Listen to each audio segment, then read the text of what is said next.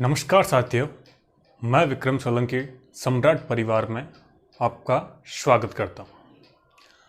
हम राजस्थान की कला संस्कृति के बारे में अध्ययन कर रहे थे।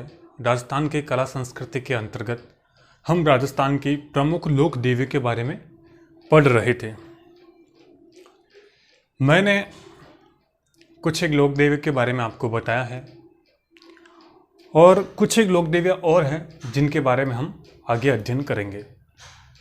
आज हम लोक देवी नागणेची माता के बारे में पढ़ेंगे। कल हमने आशापुरा माता के बारे में पढ़ा था और आज हम नागणेचा माता के बारे में अध्ययन करेंगे। हेडिंग लगा देते हैं, नागणेची माता।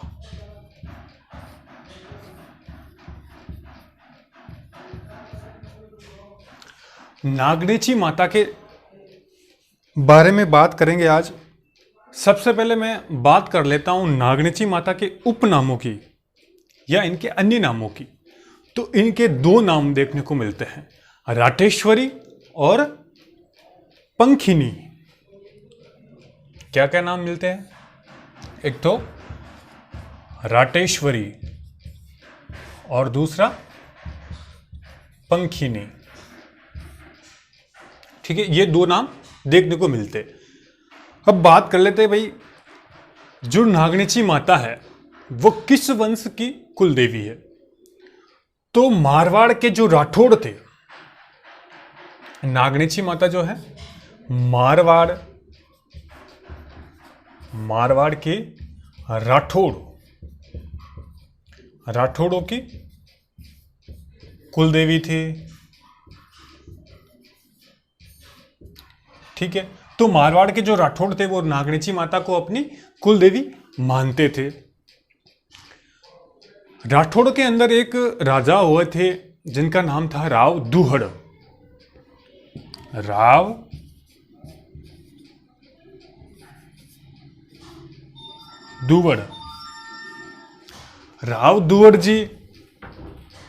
दुहड़ जी एक बार कर्नाटक जाते हैं।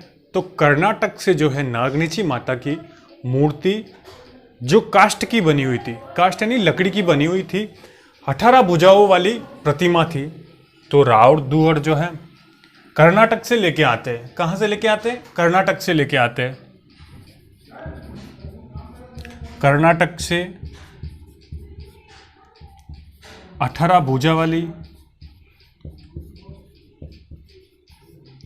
काष्ठ यानी लकड़ी की, किसकी बनी हुई थी? लकड़ी की बनी हुई थी, काष्ठ की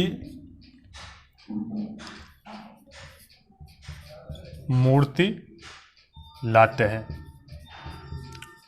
कहां से लाते हैं? कर्नाटक से। कौन लाते हैं? तो राव दुहड़ जी। ठीक है, राव दुहड़ जी कर्नाटक से 18 भुजाओं वाले काष्ठ की जो मूर्ति लाए थे, इसको लाकर इनका मंदिर बनाया नागाना, जो अपने बाड़मेर के अंदर है। ठीक है, राव दुहड़ जी लेके आए थे और इसका मंदिर कहाँ पर बनाया? नागाना गांव के अंदर, जो अपने बाड़मेर में पड़ता है। बाड़मेर के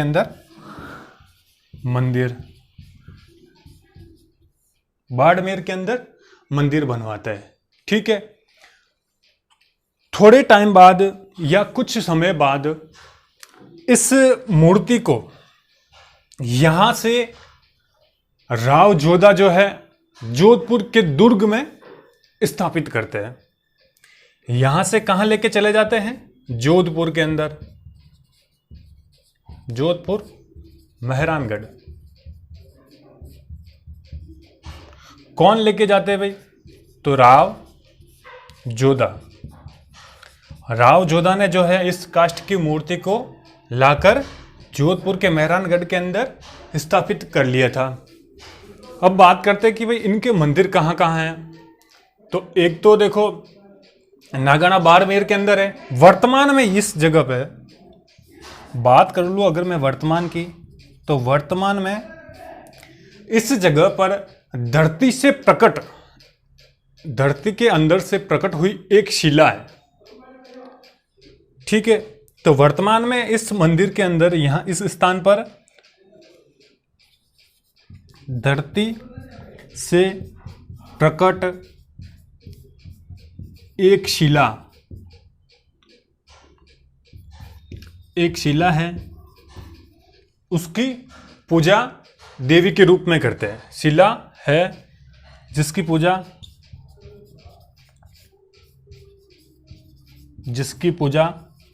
देवी के रूप में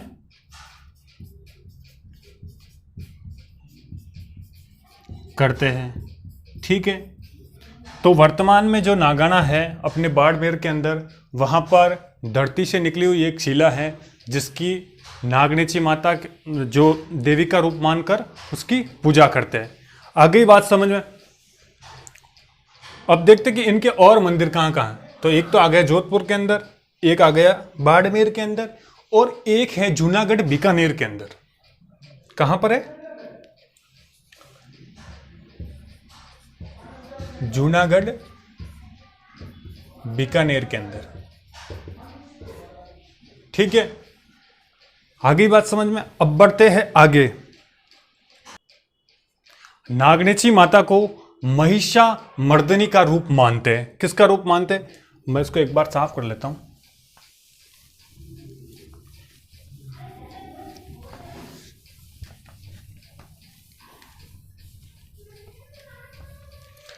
नागनेची माता को महिषामर्दिनी का रूप मानते हैं। किसका रूप मानते हैं?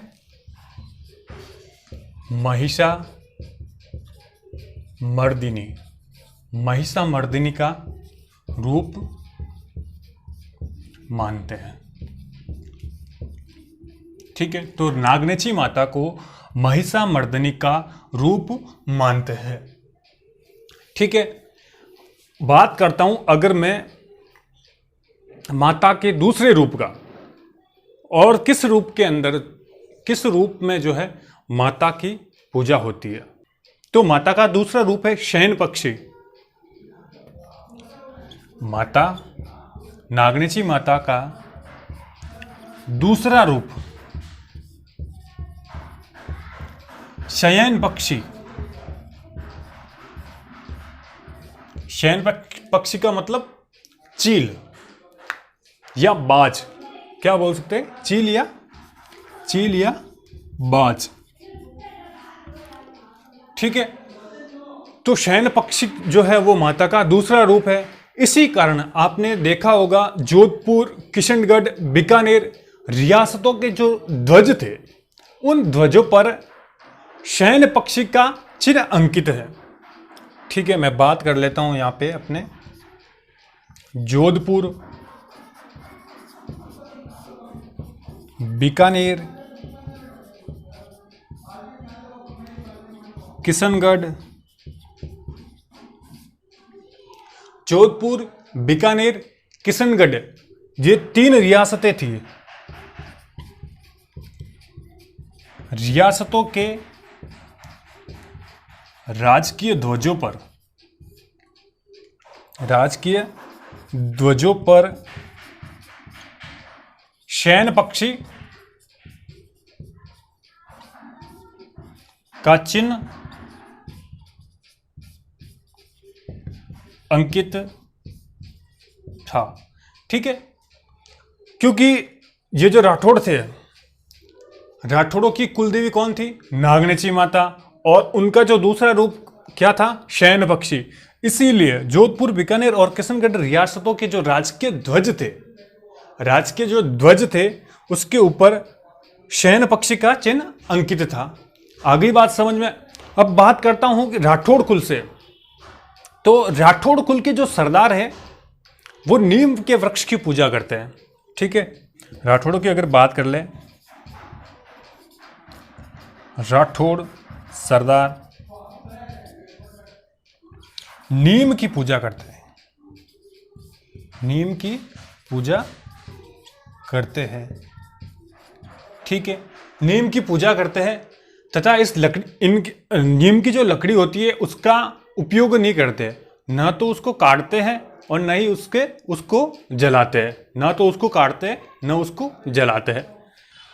नागणेची माता के बारे में जितनी जानकारी थी उतनी मैं आपको देने की कोशिश की है। अब बढ़ते हैं अपने अगली लोक देवी की तरफ, और अगली लोक देवी है अपने तनोट माता। तनोट माता का नाम तो आपने सुना ही होगा, तनोट माता।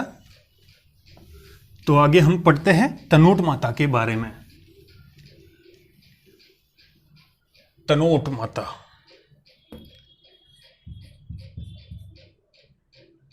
तनोट कौन सी माता? तनोट माता, या इसको बोलते हैं तनोटिया माता। तनोट बोल दो या तनोटिया बोल दो, एक ही बात है, ठीक है। अब देखते हैं भाई कि तनोट माता का जो मंदिर है वो कहाँ पर स्थित है। बात कर लूँ अगर मैं तनोट माता के मंदिर की, तो तनोट माता का मंदिर जो है वो जैसलमेर के अंदर स्थित है। जैसलमेर के अंदर, ठीक है। तनोट माता का जो मंदिर है वो जैसलमेर के अंदर स्थित है। और भाटी शासक हुए थे एक तणुराव, भाटी शासक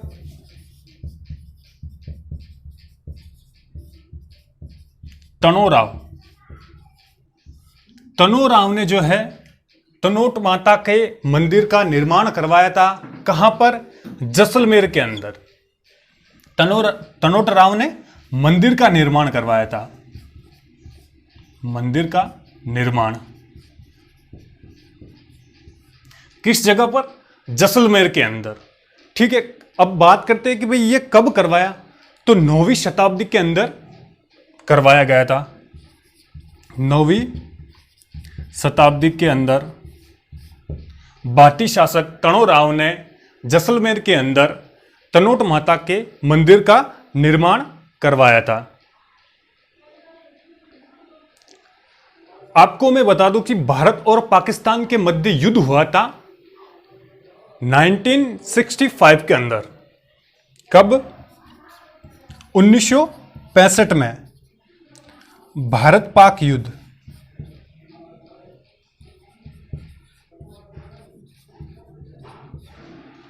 भारत पाक युद्ध जब हुआ था 1965 के अंदर, तब जो है सैनिकों ने इस मंदिर के अंदर शरण ली थी। सैनिकों ने इस मंदिर के अंदर शरण ली थी और पाकिस्तान की तरफ से दागे गए गोले जो इस मंदिर के परिसर में गिरे थे, उन गोलों के अंदर विस्फोट नहीं हुआ और वो गोले जो है जैसे के जैसे बने रहे। आज भी अगर आप जाओगे इस मंदिर के अंदर तो वो गोले जो पाकिस्तान की ओर से दागे गए थे वो आपको देखने के लिए मिल जाएंगे, ठीक है। तो बात करता हूं मैं 1965 भारत पाकिस्तान युद्ध की। इस युद्ध में भारत की विजय हुई थी। भारत की विजय हुई थी। भारत की विजय। भारत की विजय का प्रतीक, वहां एक विजय स्तंभ स्थित है। भारत की विजय के प्रतीक के रूप में वहां पर विजय स्तंभ